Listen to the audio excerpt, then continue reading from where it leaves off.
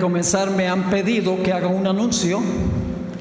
Generalmente en las conferencias no se recoge una ofrenda, pero se va a recoger una ofrenda de gratitud el miércoles, una sola ofrenda en toda esta campaña. Así que queremos que por favor vengan preparados para dar una ofrenda de gratitud. Muy bien, es un placer verles de nuevo, ver este recinto casi lleno. Un lunes por la noche, yo sé que es muy difícil salir del trabajo y correr para acá. Estamos muy agradecidos de que hayan tomado el tiempo para venir. Esta noche vamos a estudiar sobre los mensajes de los tres ángeles, pero lo vamos a hacer de una forma distinta que lo que se hace generalmente. Sin embargo, antes de abrir la palabra de Dios, queremos orar. Así que les invito a inclinar sus rostros reverentemente para orar. Padre Celestial, gracias te damos una vez más por estar aquí. Pedimos la presencia de tu Santo Espíritu al estudiar tu palabra. Que no regrese a ti vacía. Te lo imploramos en el precioso nombre de Jesús. Amén. Amén. Vamos a comenzar nuestro estudio leyendo un pasaje que encontramos en el Evangelio según San Lucas, el capítulo 17 y los versículos 28 al 32. Lucas 17, 28 al 32. Aquí está relatando una experiencia que ocurrió en el Antiguo Testamento que se haya registrado en el libro de Génesis. Y dice lo siguiente: Asimismo, como sucedió en los días de Lot, comían, bebían, compraban, vendían, plantaban, edificaban. Mas el día en que Lot salió de Sodoma, llovió del cielo fuego y azufre y los destruyó a todos. Así será el día en que el Hijo del Hombre se manifieste. En aquel día, el que estuviere en el terrado y sus alhajas en casa, no descienda a tomarlas, y el que en el campo, asimismo no vuelva atrás. Acordaos de la mujer de Lot. Este pasaje contiene lo que se conoce como una tipología, es decir, lo que ocurrió una vez llega a representar algo que va a ocurrir a escala mayor en el futuro. Jesús dijo, como fue en los días de Lot, así será también en conexión con la venida del Hijo del Hombre. Esa es una relación tipológica. La historia pasada ilustra en escala menor lo que va a pasar en el futuro. Así que para entender lo que vamos a estudiar en nuestro tema de hoy, tenemos que regresar a la historia de Sodoma y Gomorra, que se encuentra registrada en Génesis el capítulo 13 y empezando en el versículo 10. Aquí encontramos una descripción de cómo era la región donde estaban las ciudades de Sodoma y Gomorra antes que las ciudades fuesen destruidas con fuego. Dice aquí en Génesis 13:10: y alzó Lot sus ojos y vio toda la llanura del Jordán, que toda ella era de riego, como el huerto de Jehová. ¿Cuál es el huerto de Jehová? El Edén. Es decir, esa región era como el huerto del Edén en belleza. Sigue diciendo que toda ella era de riego como el huerto de Jehová, como la tierra de Egipto en la dirección de Zoar, antes que destruyese Jehová a Sodoma y a Gomorra. Un lugar con una belleza pristina, como el huerto del Edén. Pero la Biblia nos dice que esa región era supremamente pecaminosa, particularmente las ciudades de Sodoma y de Gomorra. Los habitantes eran malos. Leamos el versículo 13 del capítulo 13, donde nos describe la condición moral de las ciudades. Dice allí: mas los hombres de Sodoma eran malos, y por si acaso no entendieron malos, y pecadores, y por si acaso no entendimos pecadores, dice en gran manera. Es decir, los habitantes de esas ciudades eran malos y pecadores contra Jehová en gran manera. Cuando leemos la Biblia nos damos cuenta que las ciudades se caracterizaban primordialmente por 3 pecados capitales. El primer pecado capital era la perversidad sexual. La palabra sodomía, la palabra sodomizar, viene de una de las ciudades de esa región.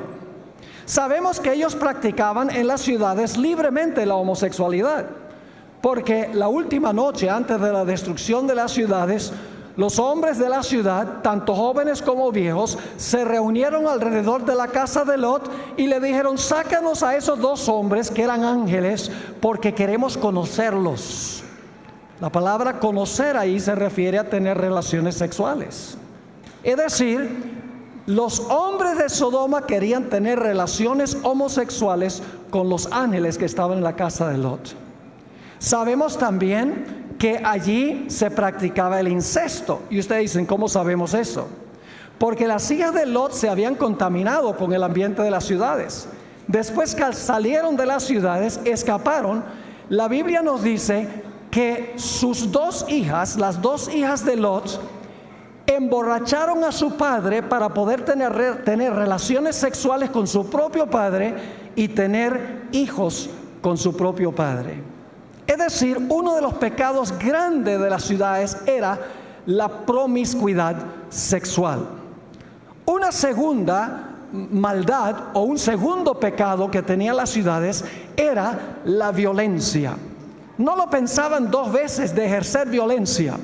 ¿Cómo sabemos eso? Sencillamente porque la última noche los hombres de Sodoma se reunieron alrededor de la casa de Lot.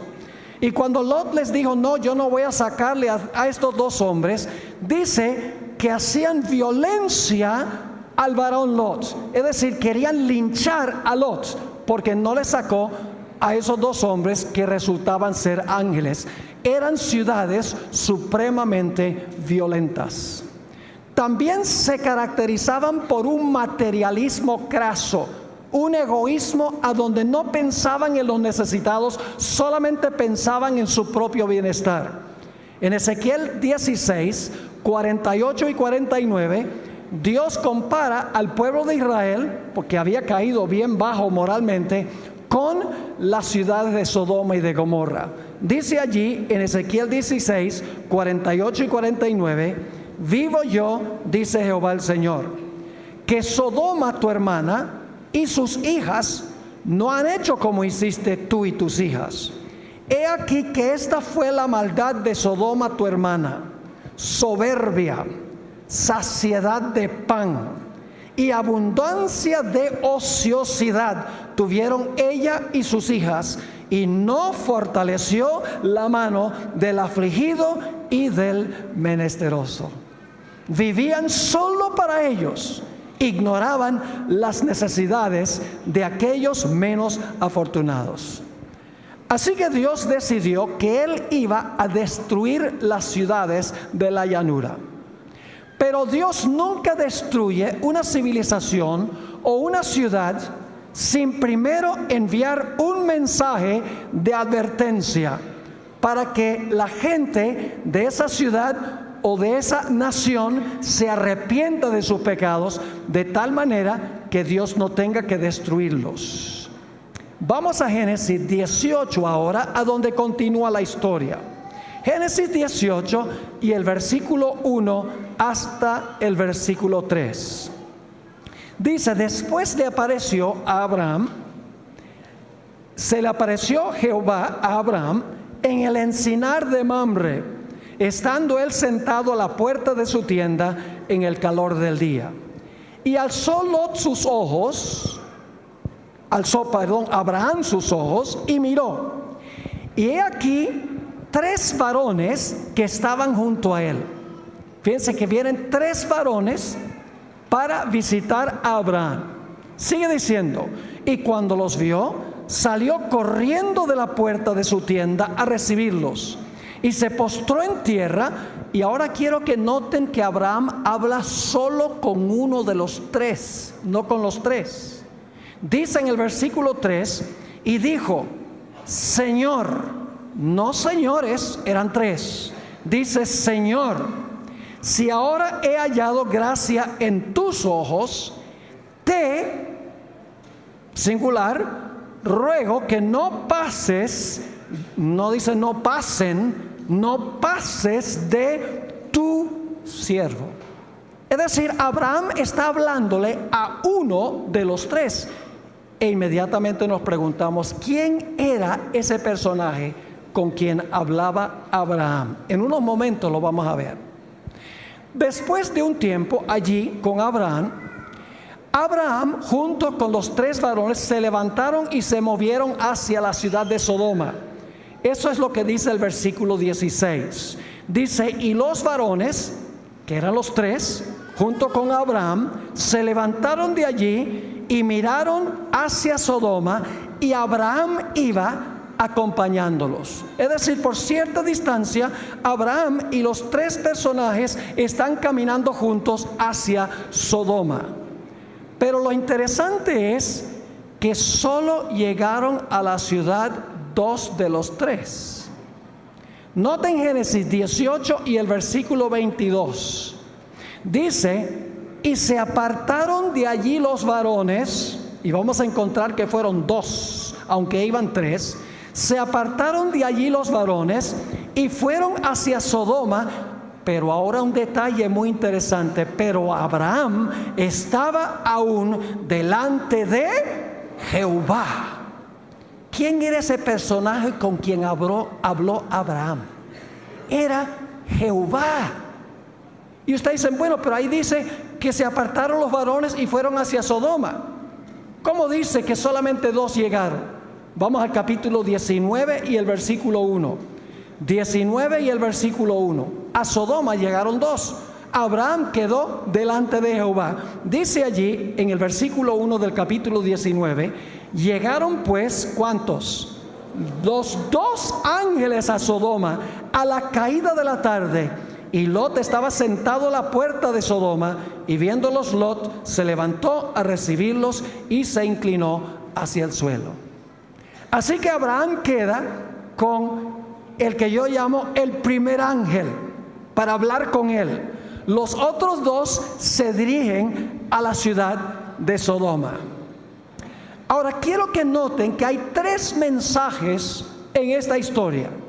Vamos al primer mensaje. Génesis, el capítulo 18 y el versículo 22. Se apartaron de allí los varones y fueron hacia Sodoma. Pero Abraham estaba aún delante de Jehová. Y se acercó a Abraham y dijo, ¿destruirás también al justo con el impío? Fíjate, está hablando con Jehová. ¿Tú vas a destruir al justo con el impío?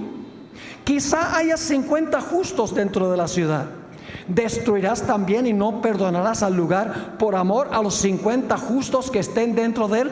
¿Por quiénes está preocupado particularmente Abraham? Está preocupado por los justos. Él quiere que Dios separe a los justos de los injustos para que los justos no perezcan en la ciudad. Sigue diciendo en el versículo 25, este primer mensajero es el mensajero del juicio. Dice, lejos de ti el hacer tal, que hagas morir al justo con el impío, y que sea tratado como el impío el justo. Nunca tal hagas, y ahora escuchen, el juez de toda la tierra no ha de hacer lo que es justo. Señor, no vas a separar a los justos de los impíos para que los justos sean protegidos y no perezcan en la ciudad. Pero hay un segundo mensaje que se imparte por uno de los ángeles en la ciudad de Sodoma. Noten lo que dice Génesis 19 y el versículo 12 y 13. Génesis 19, 12 y 13. Aquí los varones van a la casa de Lot y le dicen a Lot, es urgente que ustedes salgan de aquí, porque vamos a destruir esta ciudad. Dice allí, y dijeron los varones a Lot: ¿tienes aquí alguno más? Yernos y tus hijos y tus hijas y todo lo que tienes en la ciudad, sácalo de este lugar. Es decir, sal de Sodoma, porque vamos a destruir este lugar. Si te quedas allí, vas a ser destruido, es lo que está diciendo, porque vamos a destruir este lugar por cuanto el clamor contra ellos ha subido de punto delante de Jehová. Por tanto, Jehová nos ha enviado para destruirlo. Es decir, sal de la ciudad para que no perezcas en la destrucción. Noten el versículo 14. Entonces salió Lot y habló a sus yernos, los que habían de tomar sus hijas, y les dijo: levantaos. La siguiente palabra: salid de este lugar. Es decir, salgan de Sodoma, porque Jehová va a destruir esta ciudad. Mas pareció a sus yernos como que se burlaba. Un segundo mensaje de parte del segundo ángel. Ahora, es interesante notar en la historia, en los versículos 9 y 10 del capítulo 19, algo que ocurrió antes que Dios destruyera las ciudades. Una puerta se cerró en ese momento. Dice en Génesis 19 y el versículo 9 y 10: estos son los hombres que se reunieron alrededor de la casa de Lot, y ellos respondieron: quita allá. Y añadieron: vino este extranjero, se están refiriendo a Lot, para habitar entre nosotros, y habrá de erigirse en juez. Ahora te haremos más mal que a ellos, es decir, que a los dos ángeles que estaban allí. Y hacían gran violencia al varón Lot, y se acercaron para romper la puerta. Entonces los varones alargaron la mano y metieron a Lot en casa con ellos y cerraron la puerta. Cuando esa puerta se cerró la oportunidad de todos los habitantes de Sodoma para escapar de la ciudad. Es decir, la puerta de la gracia se cerró antes de la destrucción de las ciudades. Ahora, mañana en la noche vamos a estudiar un mensaje paralelo a este. Vamos a estudiar sobre los días de Noé. Y vamos a ver que hay un paralelo. Jesús dijo: como fue en los días de Noé, así será la venida del Hijo del Hombre. Como fue en los días de Lot, así será la venida del Hijo del Hombre. Y vamos a ver algo muy interesante en cuanto a la historia del diluvio. Yo pregunto: ¿cuándo se perdió la gente antes del diluvio? ¿Cuándo se perdió la gente en el diluvio? ¿Cuando se cerró la puerta o cuando comenzó a llover? Yo pregunto: ¿cuando se cerró la puerta empezó a llover inmediatamente? No, pasaron 7 días y luego fueron destruidos. Es decir, la puerta se cierra primero y luego entonces viene la destrucción. Cuando se cerró la puerta en Sodoma, la puerta de la oportunidad se cerró para todos los habitantes de Sodoma, y los únicos que estaban seguros eran los que estaban encerrados en la casa dentro de la puerta cerrada. Y fíjense que los impíos querían hacerle violencia a Lot, y los ángeles protegieron a Lot y los que estaban dentro de la casa. Ahora hay un tercer mensaje, y ese es el mensajero que finalmente trae la destrucción. Noten lo que dice Génesis 19 y el versículo 24. No olviden estos detalles, porque vamos a volver a la aplicación tipológica en la segunda mitad de nuestro tema. Génesis 19, 24.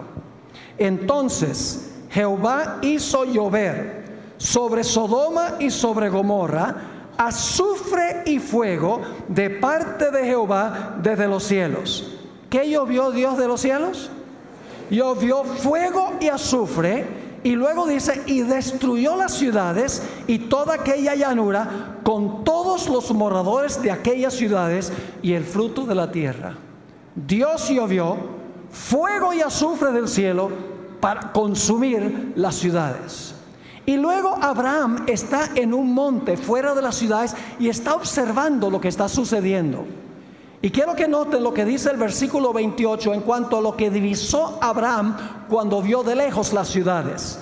Dice: y miró hacia Sodoma y Gomorra, y hacia toda la tierra de aquella llanura miró, y he aquí que el humo subía de la tierra como el humo de un horno, fuego y azufre que descendió del cielo, y el humo de su incendio que sube.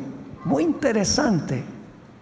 Ahora hay algo muy interesante, y es que ese lugar donde estaban las ciudades de Sodoma y Gomorra hoy en día es un desierto. Leímos que era como el huerto del Edén, bello, hermoso, pero hoy en día ustedes van allá, está en la región del Mar Muerto. Saben que el Mar Muerto es el lugar más por debajo del nivel del mar en el planeta Tierra. Es como una gigantesca caverna que está bajo el nivel del mar, más de 400 metros por debajo del nivel del mar. Es como si algo hubiera hecho un gigantesco hueco allí en esa región. Yo he estado en esa región, en el lado de Jordania y también en el lado de Israel, y puedo decirles que allí no hay nada vivo. No hay en el agua peces, no hay aves, no hay vegetación, ni siquiera hay microorganismos en ese lugar. Si usted se quiere ahogar, no puede ahogarse en el Mar Muerto, porque su contenido mineral es tan abundante que una persona flota, literalmente. Es decir, toda esa tierra fue desolada y vacía. Yo pregunto, ¿cómo va a quedar la tierra después de la segunda venida de Jesús? Estoy adelantándome un poco. Jeremías dijo: miré la tierra y estaba ¿qué? Desordenada y vacía, y los cielos, y no había en ellos luz. Lo que sucedió con Sodoma y Gomorra va a suceder a nivel global cuando Jesús venga por segunda vez. Pero en Sodoma había un remanente fiel a Dios. Noten Génesis 19 y el versículo 29. Génesis 19 y el versículo 29. Dice así: cuando Dios destruyó las ciudades de la llanura, Dios se acordó de Abraham. Abraham había orado por Lot y por su familia. Dice: Dios se acordó de Abraham y envió fuera a Lot de en medio de la destrucción, al asolar las ciudades donde Lot estaba. Lot era un varón justo en medio de esas ciudades inicuas. Noten 2 de Pedro 2 y el versículo 7 y 8, a donde se describe el carácter de Lot. 2 de Pedro 2 y el versículo 7 y el versículo 8. Se usa una palabra 4 veces en este versículo, o estos versículos. Dice: y libró al justo Lot, varón justo, abrumado por la nefanda conducta de los malvados, porque este justo que moraba entre ellos afligía cada día su alma justa, viendo y oyendo los hechos inicuos de ellos. Lot clamaba y gemía por las abominaciones que se estaban cometiendo en las ciudades. Había en las ciudades un remanente fiel que Dios sacó, y fueron salvos cuando cayó sobre las ciudades la destrucción. Ahora necesitamos mirar qué clase de fuego destruyó a Sodoma y a Gomorra. Vamos al libro de Judas. Ese es el librito inmediatamente antes del libro de Apocalipsis. Judas, el versículo 7, tiene solo un capítulo. Vamos a ver qué clase de fuego destruyó las ciudades. Dice allí en Judas 7: como Sodoma y Gomorra y las ciudades vecinas, las cuales de la misma manera que aquellos, habiendo fornicado, fíjese otra vez el énfasis sobre las aberraciones sexuales, habiendo fornicado e ido en pos de vicios contra naturaleza, como la homosexualidad, etcétera, fueron puestas por ejemplo, sufriendo ¿qué cosa? El castigo de ¿qué? Del fuego eterno. ¿Qué clase de fuego destruyó Sodoma y Gomorra? Fuego eterno destruyó esas ciudades. Pero ahora tenemos un problema. Segunda de Pedro 2:6. Segunda de Pedro 2 y el versículo 6. Nos dice algo interesante en cuanto a estas ciudades. Dice lo siguiente: y si condenó por destrucción a las ciudades de Sodoma y Gomorra, reduciéndolas ¿a qué? A ceniza. Y ahora escuchen, poniéndolas ¿de qué?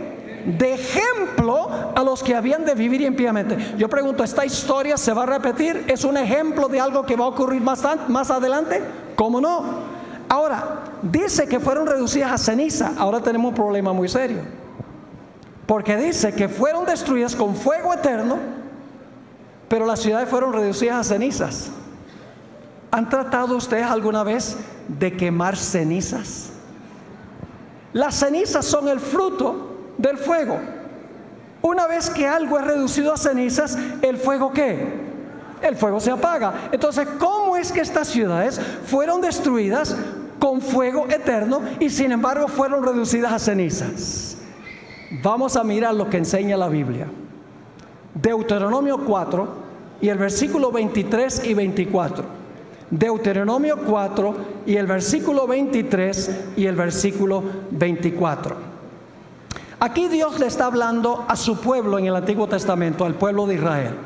Dice lo siguiente: guardaos, no os olvidéis del pacto de Jehová vuestro Dios, que Él estableció con vosotros, y no os hagáis escultura o imagen de ninguna cosa que Jehová tu Dios te ha prohibido. Es decir, no practiques idolatría. Porque Jehová tu Dios es ¿qué cosa? Es fuego consumidor, Dios celoso. ¿Qué es Dios? Fuego consumidor. Algunos dicen, bueno, pero eso era en el Antiguo Testamento. Vamos entonces a un texto del Nuevo, a donde se cita este versículo. Hebreos 12, 28 y 29. Hebreos 12, 28 y 29. Aquí el apóstol Pablo, quien creo yo que es el autor del libro de Hebreos, escribió lo siguiente: así que, recibiendo nosotros un reino inconmovible, tengamos gratitud y mediante ella sirvamos a Dios, agradándole con temor y reverencia. ¿Cómo debemos tratar a Dios?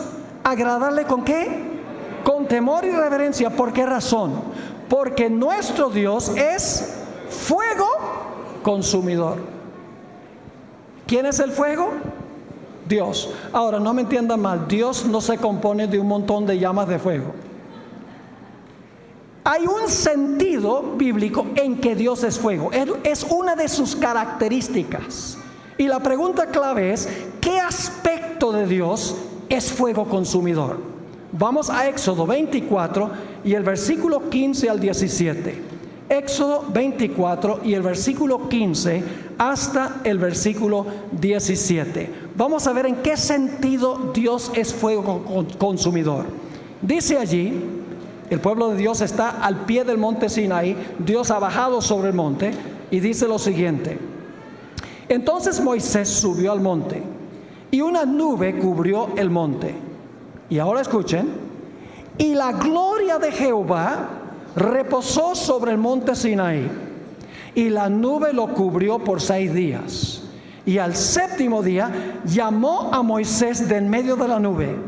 Y ahora escuchen, esta es la parte clave: y la apariencia de la gloria de Jehová era como un fuego abrasador en la cumbre del monte a los ojos de los hijos de Israel.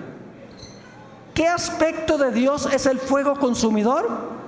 Su gloria es el fuego consumidor. Dios está rodeado de una luz deslumbrante, está rodeado de su gloria. Es decir, Dios no es llamas de fuego. Dios y su gloria son como fuego consumidor. Ahora vamos a Malaquías 4 y el versículo 1. Las ciudades fueron reducidas a cenizas, pero fueron destruidas con fuego eterno. Ahora vamos a Malaquías, el capítulo 4 y el versículo 1. Está hablando ahora no de las ciudades, sino que está hablando de lo que va a pasar en el futuro. Dice allí, porque he aquí, viene el día ardiente como un horno. Esta es la segunda venida de Jesús. Y todos los soberbios y todos los que hacen maldad serán estopa. Aquel día que vendrá los abrazará, ha dicho Jehová de los ejércitos, y no les dejará ni raíz ni rama. ¿Cuánto va a quedar? Nada. ¿Quién es la raíz de todo mal? ¿Quién le dio origen al mal? Satanás. ¿Y quiénes son las ramas? Sus seguidores. Jesús dijo, yo soy la vid, vosotros los pámpanos. Pues el diablo es la raíz y los que siguen a Satanás son las ramas. ¿Cuánto va a quedar de Satanás y los impíos? No les dejará ni raíz ni ramas. ¿Qué va a pasar con ellos? Malaquías 4 y el versículo 3.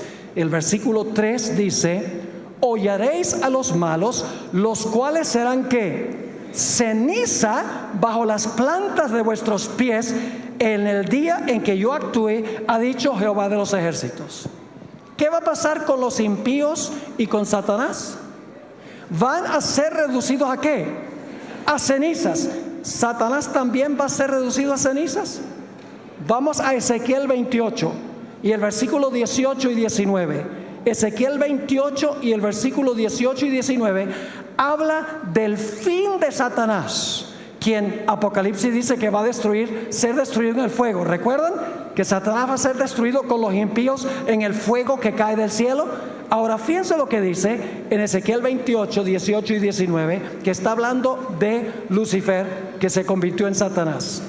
Con la multitud de tus maldades y con la iniquidad de tus contrataciones profanaste tu santuario. Yo pues saqué fuego de en medio de ti, el cual te consumió.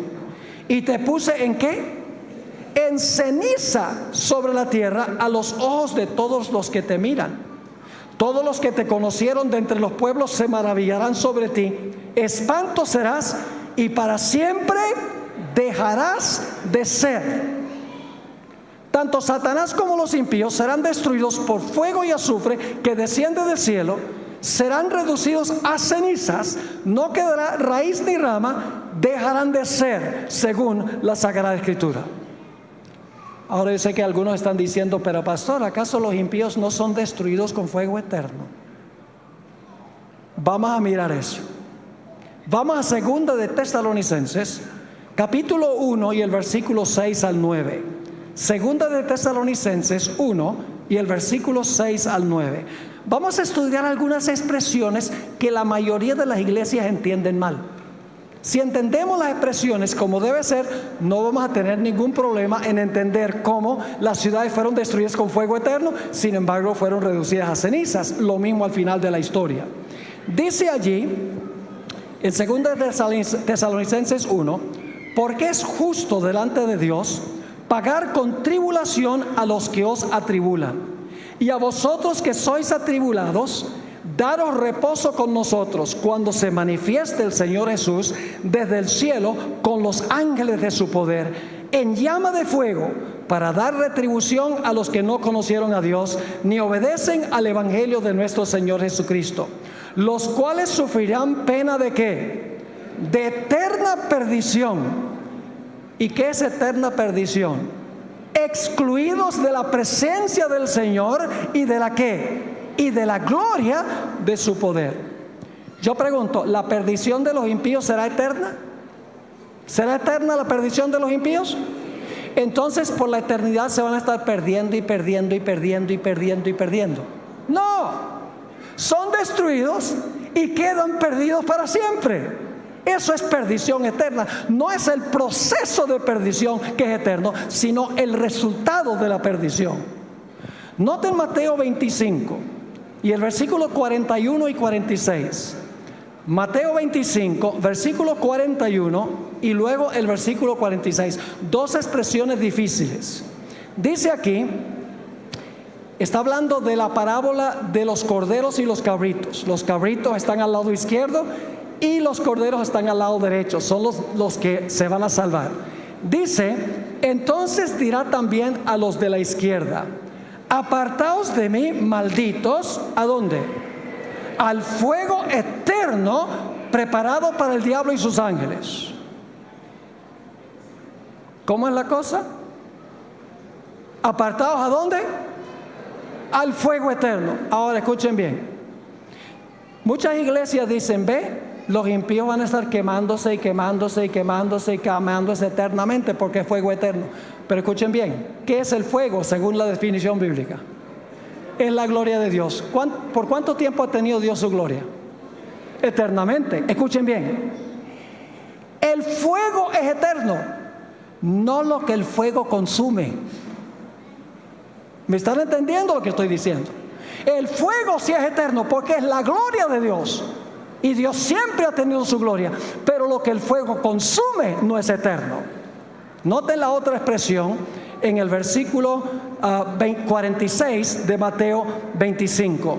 E irán estos al castigo eterno y los justos a la vida eterna. Yo pregunto, ¿los impíos van a ser castigados para siempre? ¿Van a volver a vivir? ¿Van a volver a existir? No. Entonces, ¿su castigo es eterno? Sí. En resultado, no en proceso. Dios tendría que ser un monstruo para castigar a una persona por 80, 90 años de pecado, haciéndolo quemarse por la eternidad en un fuego donde se revuelcan de dolor y gritan maldiciones a Dios. Dios sería un monstruo. El fuego es eterno porque el fuego es la gloria de Dios, destruye a los impíos, son reducidos a cenizas, pero después que ellos mueren, la gloria de Dios, el fuego continúa porque el fuego es la gloria de Dios. Ahora prepárense para una sorpresa. Los que van a vivir eternamente en el fuego no son los malos sino los buenos.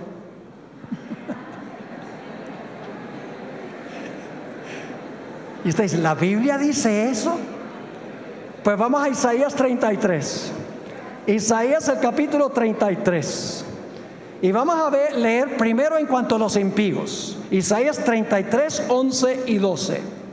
Dice allí, hablando Dios de los impíos: concebisteis hojarascas, rastrojo daréis a luz. El soplo de vuestro fuego os consumirá. Y los pueblos serán como cal quemada, como espinos cortados serán quemados con fuego. Versículo 14. Los pecadores se asombraron en Sión, espanto sobrecogió a los hipócritas. Y ahora escuchen las preguntas, dos preguntas. ¿Quién de nosotros morará con el fuego consumidor? ¿Quién de nosotros habitará con las llamas eternas?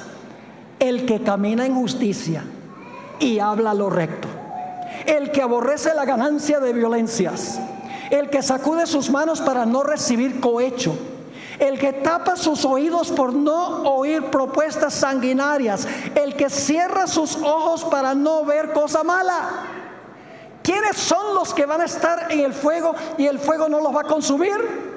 No son los impíos, porque ellos van a volverse cenizas ante la gloria de Dios.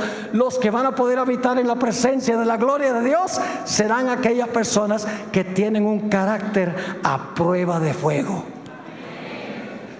En ese clásico libro, El deseado de todas las gentes, la biografía más hermosa que jamás se haya escrito sobre la vida de Jesús, dice lo siguiente: para el pecado, donde quiera que se encuentre, nuestro Dios es fuego consumidor. En todos los que se sometan a su poder, el Espíritu de Dios consumirá el pecado. Es decir, si tú te sometes al Espíritu Santo, Él va a consumir el pecado. Pero noten lo que sigue diciendo: pero si los hombres llegan a identificarse con el pecado, entonces la gloria de Dios que destruye el pecado debe destruirlos a ellos también. Ahora yo pregunto, antes de la destrucción final del mundo, ¿ustedes creen que Dios va a mandar otra vez 3 mensajes? Tipología: lo que pasó, pasará a nivel global. En Apocalipsis, el mensaje final de Dios se compone de 3 partes. Se conoce como los mensajes de los 3 ángeles. Vamos a notar el paralelo entre esos mensajes globales al final y lo que ocurrió con Sodoma y Gomorra. Vamos a Apocalipsis 14 y el versículo 6 y el versículo 7. Apocalipsis 14 y el versículo 6 y el versículo 7. Vi volar por en medio del cielo a otro ángel que tenía el evangelio eterno para predicarlo a los moradores de la tierra, a toda nación, tribu, lengua y pueblo. Es decir, es un mensaje que va a todo el mundo, diciendo a gran voz: temed a Dios y dadle gloria.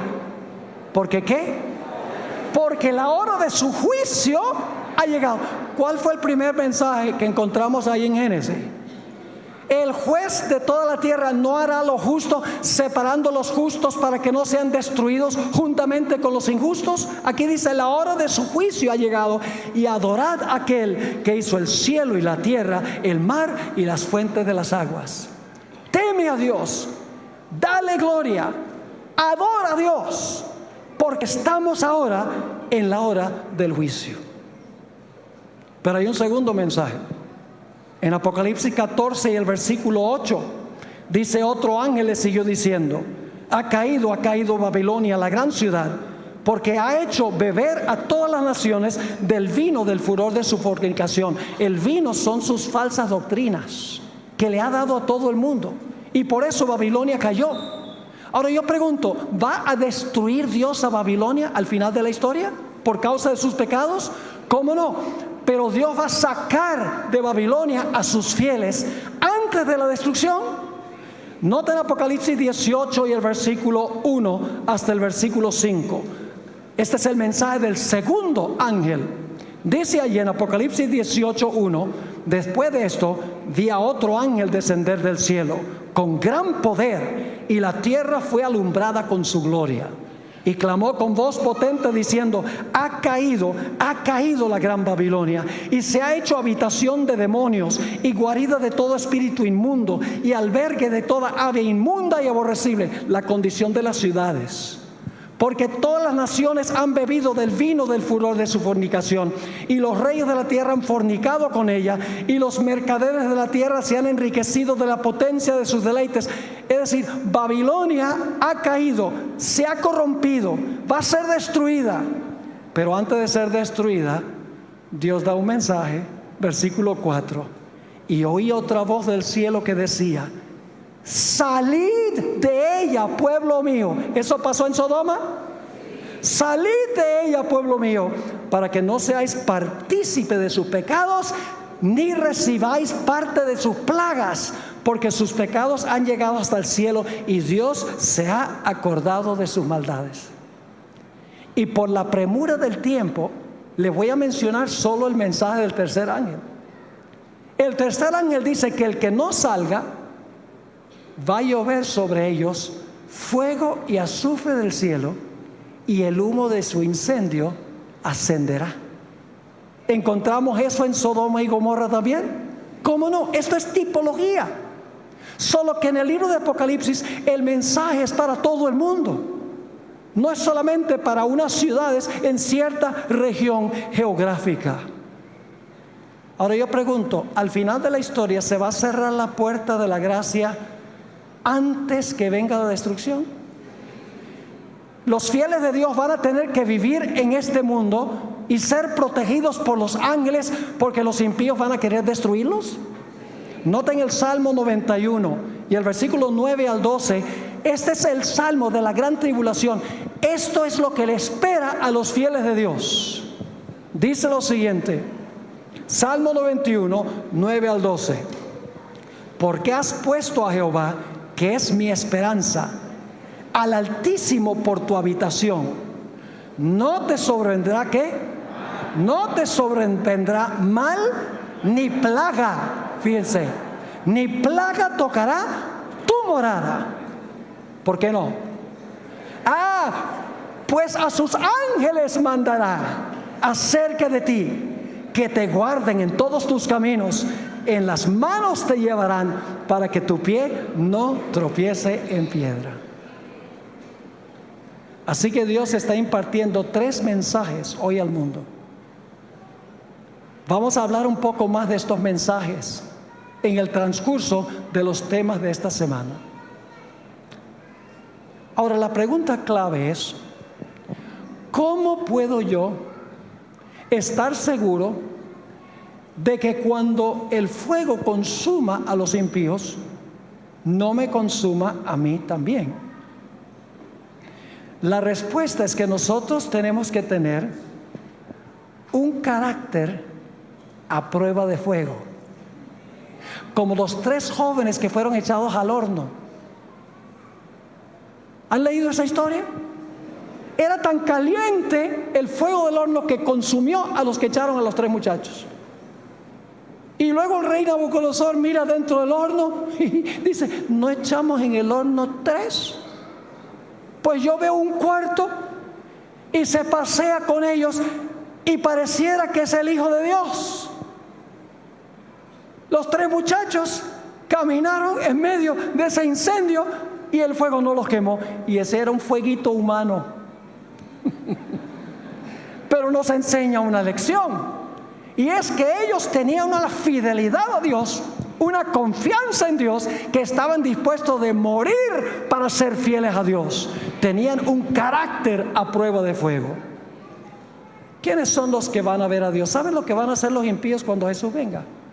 En Apocalipsis 6 dice que se van a esconder en las cuevas y van a rogar que las rocas caigan sobre ellos y van a decir: escondednos del rostro de aquel que está sentado en el trono y de la ira del Cordero.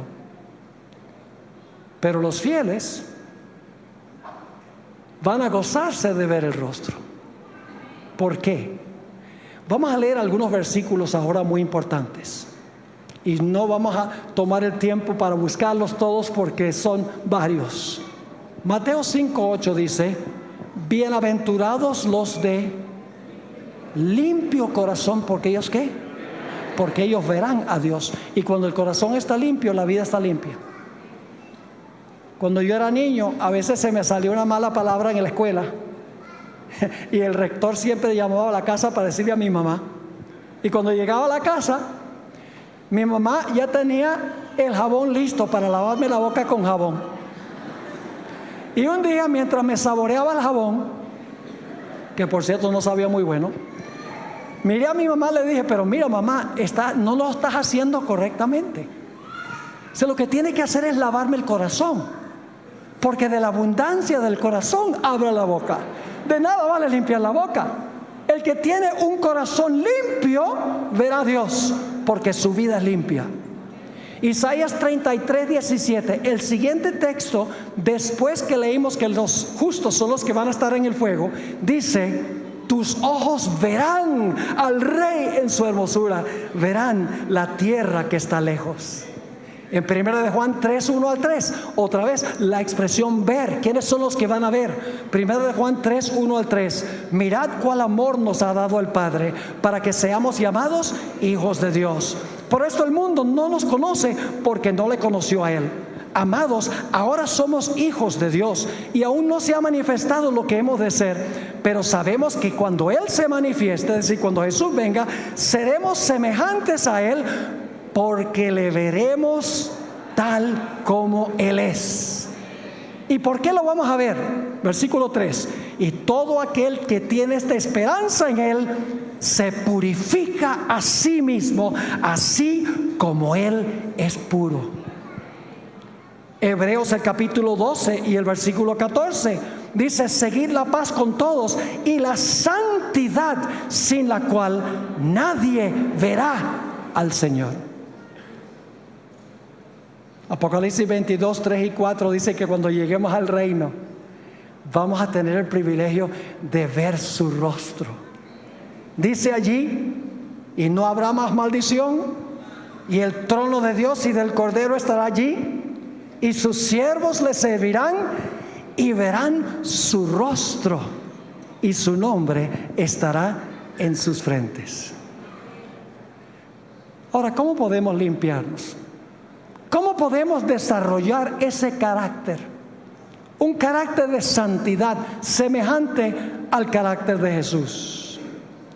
Voy a leer ahora algunos versículos que nos dan la clave. Salmo 119 y el versículo 9 al 11. Salmo 119 y el versículo 9 al 11. ¿Cómo puedo yo, por la gracia de Dios, desarrollar ese carácter a prueba de fuego? Ese carácter de santidad, ese carácter semejante al de Cristo Jesús. El Salmo 119, 9 al 11 dice: ¿con qué limpiará el joven su camino? Con guardar tu palabra. Con todo mi corazón te he buscado. No me dejes desviarme de tus mandamientos. Y luego dice: en mi corazón he guardado tus dichos para no pecar contra ti. ¿Cómo guardamos en nuestro corazón los dichos de Dios o la palabra de Dios?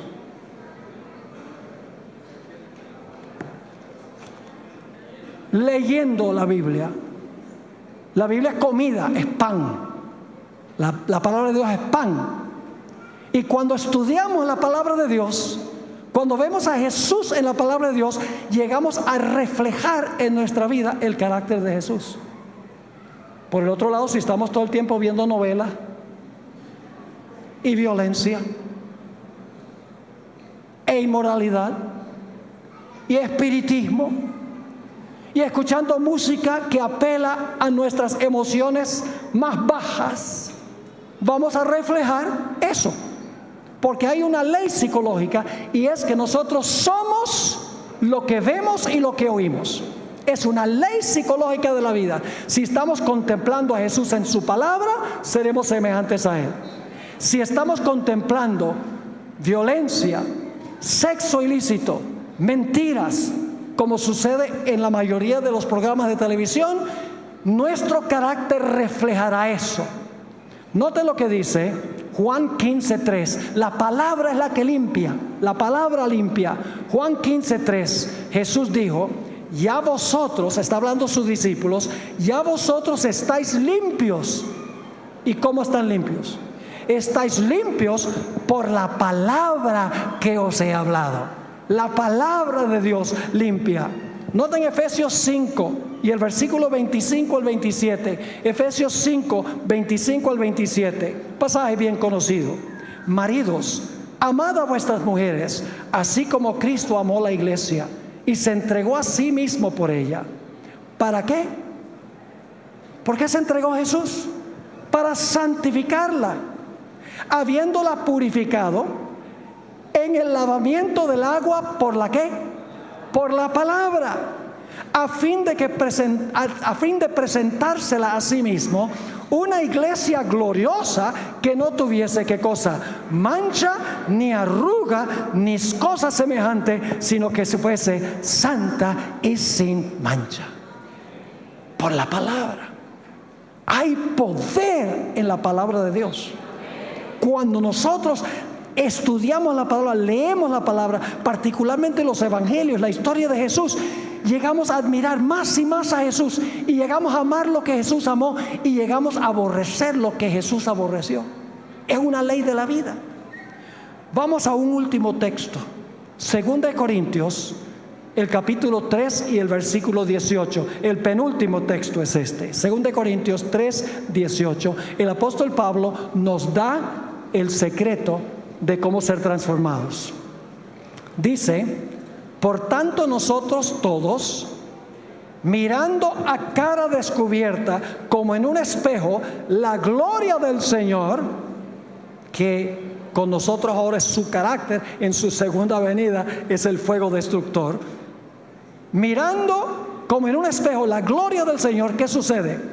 Somos, una mejor traducción es, estamos siendo transformados de gloria en la misma imagen, como por el Espíritu del Señor. Contemplando a Jesús somos transformados. ¿Saben cuál es la palabra transformados allí? La palabra griega metamorfoo. ¿Qué palabra en español viene de metamorfoo? Metamorfosis. ¿Saben lo que es una metamorfosis? Cuando yo estaba aquí en Icolben, se llamaba así en esa época, íbamos al Picacho, allá en la montaña, a cazar mariposas. Unas mariposas lindas, azules, así grandes. Y en ese tiempo ya yo no mataba las mariposas. Cuando era niño yo las coleccionaba. Y por lo tanto yo llegué a conocer mucho en cuanto a las mariposas. Casi me volví profesional. ¿En qué se parece un gusano a una mariposa? En nada. Y sin embargo la mariposa fue gusano. Pasó por una metamorfosis, por una transformación. Y lo que Pablo está diciendo aquí es que contemplando a Jesús en su palabra, nosotros somos transformados en su misma imagen. Ahora sí, el último texto. Hubo una persona que salió de Sodoma, pero Sodoma no había salido de ella. La mujer de Lot.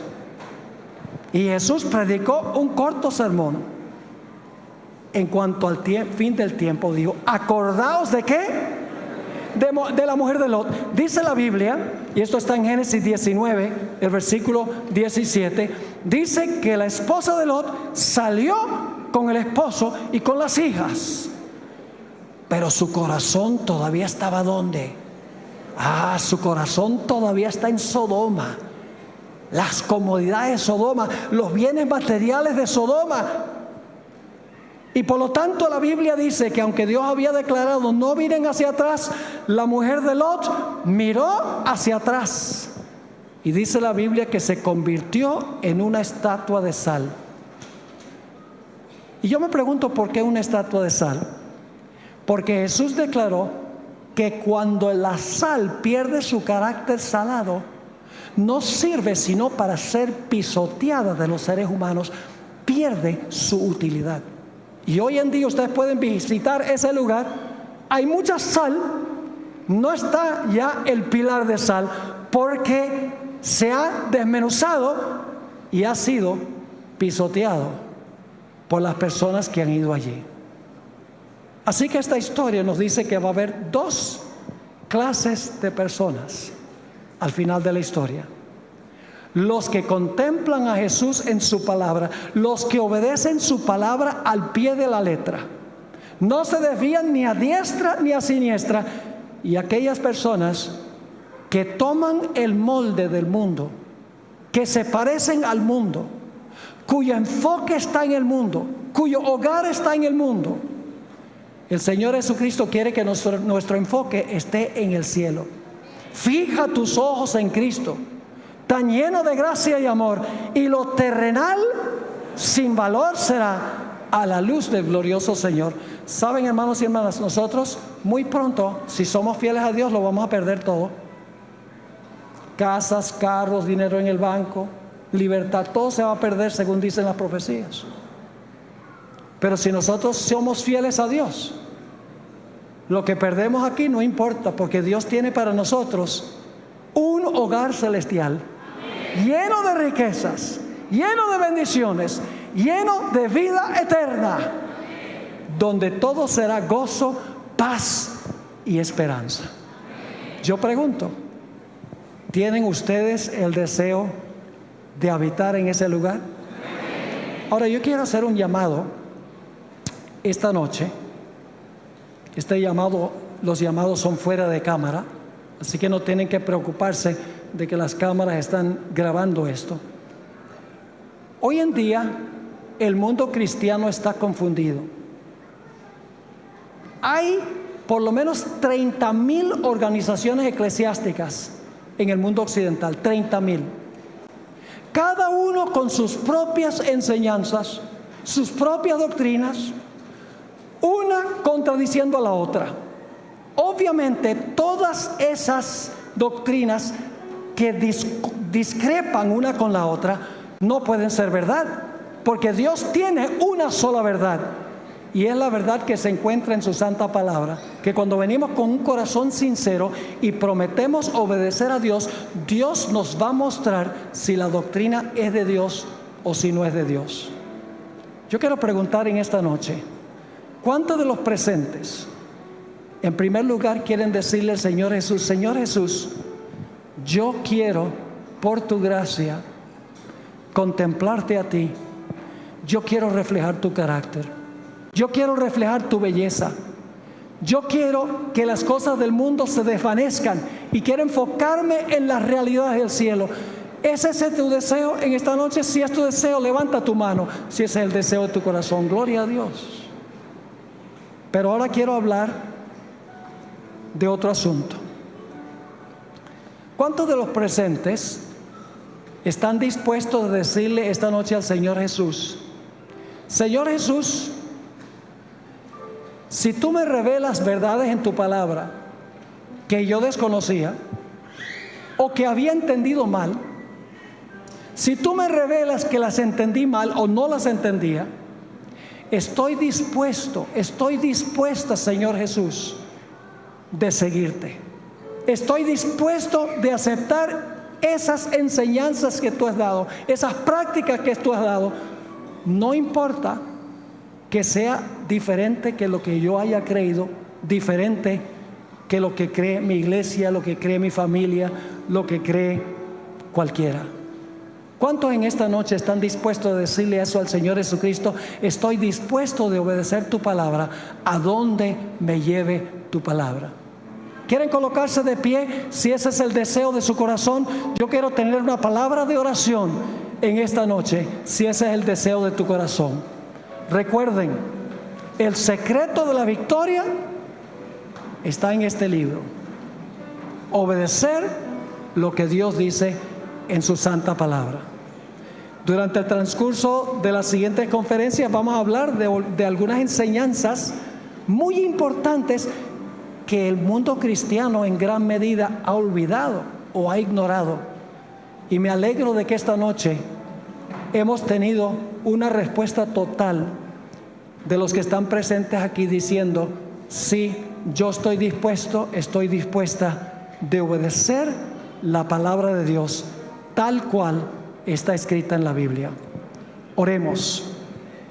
Padre Celestial, te damos gracias por darnos esta historia en cuanto a Sodoma y Gomorra, porque nos sirve a nosotros para entender lo que está ocurriendo y lo que pronto ocurrirá en este mundo.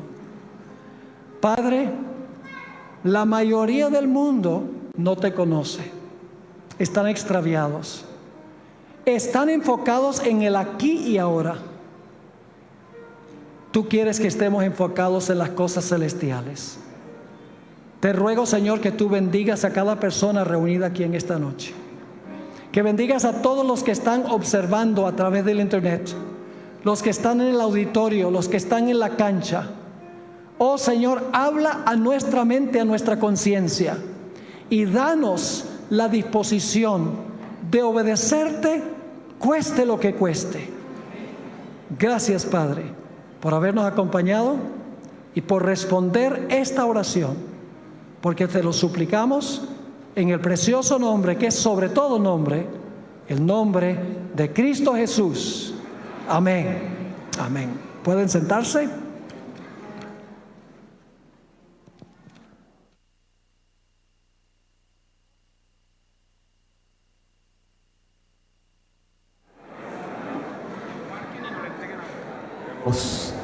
Le damos gracias a Dios en esta noche.